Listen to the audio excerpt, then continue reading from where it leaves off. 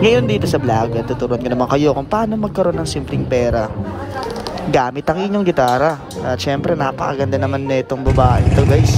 Kasama ko na naman siya. Ayan, ito naman siya sa McDo. At syempre bilang paglilambing, ihiramin kayo yung cellphone niya kasi nga cellphone ko nawawala pa rin hanggang ngayon guys.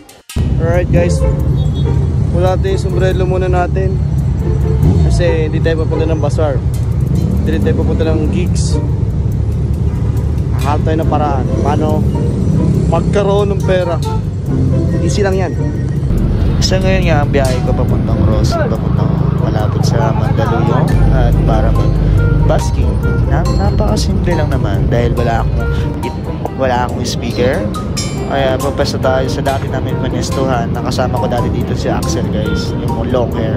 Siya rin yung dahilan ko bakit dalhin ako ng dito. Na-try namin to, ilang beses kita nito ginagawa. Dapat lang to ng Shangri-La guys, sa baba mismo ng MRT ng Shaw Boulevard. Yan, sa mismo sidewalk talaga guys. Ayan, may stoplight.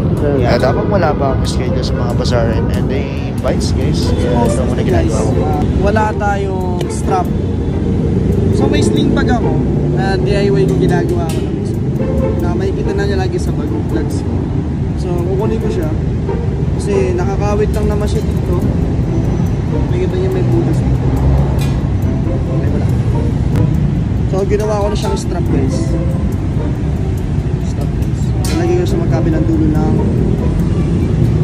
nadala natin yung gitara guys.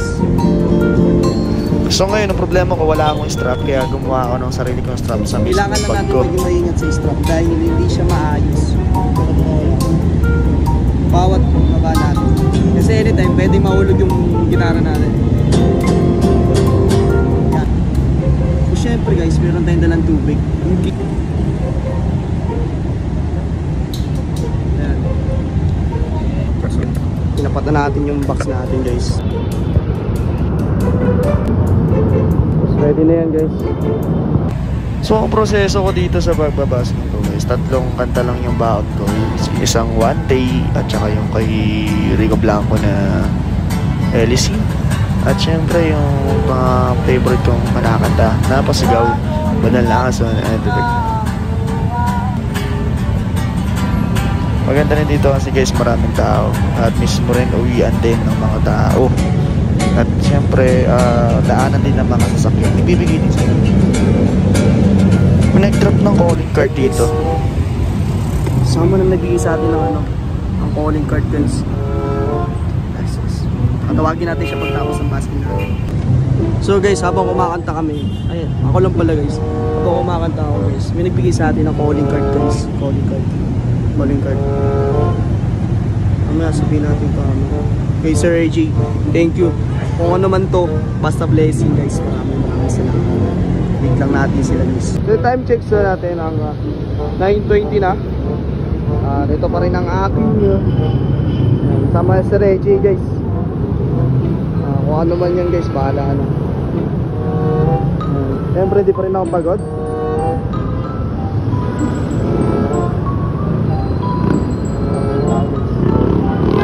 Alright guys, we're done. It's already 11:30 guys. 11:30 guys. But naka-okay na ako guys. So again guys mawawala kasi yung cellphone ko sa ngayon. Kaya iniipunan ko ng saktong pandagdag sa mismo pambili ng cellphone ko bago. Kasi until now wala pa rin yung cellphone ko. Kaya wala pa naman kami dalang extra one. Ang na-photo sa akin. Yung third guys, puto sa ulos, babag. Pero patapos naman na ako guys. Ano oras na? Patapos na rin ako guys. Now, tumuna tayo sa convenience store. Magbilang. Baka magkano na ba tayo guys? Yan yun guys. Mas lagi lang malinis dapat tong area nyo. Sakali. Siyempre, ganun pa rin naman lagi pagka napapadpad ko sa ibang lugar. Masura mo, lagi mong i-keep. Yan dadalhin ko doon. Guys, bibilangin natin yan.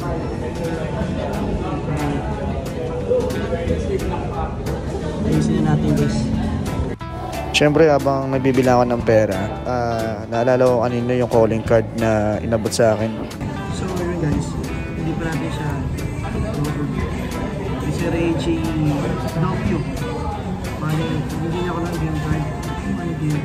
Game view? Si game view. Sports bar, sports bar. Ano ang mangyayari? Hindi na natin mamaya, tatawagin natin siya. Kung ano mangyayari.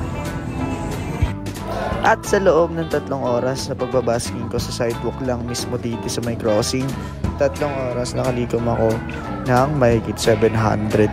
Sa 3 oras lang. Naka 700 na rin. Pwede na, 700. Pwede na. Saan mo kukunin yung 700 sa 2 oras mahigit lang? Hindi, 3 oras lang pala. 3 oras guys. Tumanta lang ako ng 3 oras. May 700 na. Ito na natin po yung box natin. Kasi dito na siya kalaki. Malaki na siya guys. Tapos natitiktok na ba siya? Tapos yun na yun. TikTok lang. Tapos nalagay ko sa may gitara.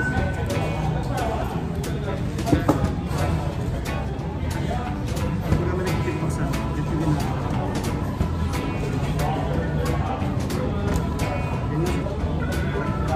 Naman rin ako yung Shopee guys. Order tayo chow pan. Para busog. Take out ma'am. Chow pan yung ano lang, regular pa rin. Wala. Isa lang. Yun lang. 15. May barya kayo? Marami kayong barya? Dagdagan ko yung barya nyo.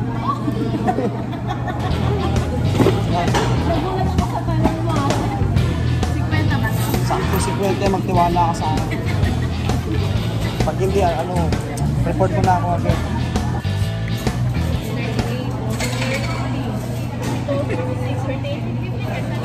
O diba, nililoko tayo ni ate. Walang tiwala sa akin. Sige guys, salamat. Guys, makakorder tayo ng pagkain. Oh my life.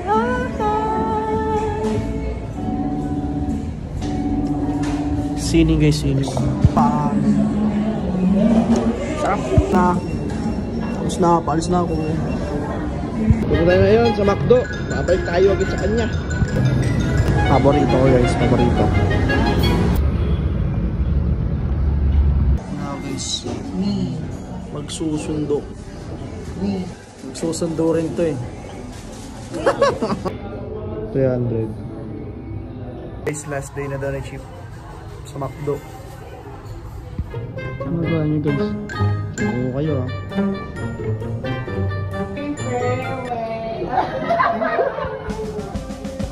Pakain ka na Jim. Day to you.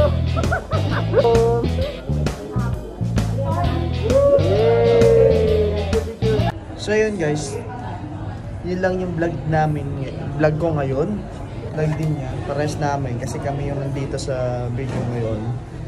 Ayun guys, sobrang simple lang kumita ng pera pag meron kang alam sa paggigitara.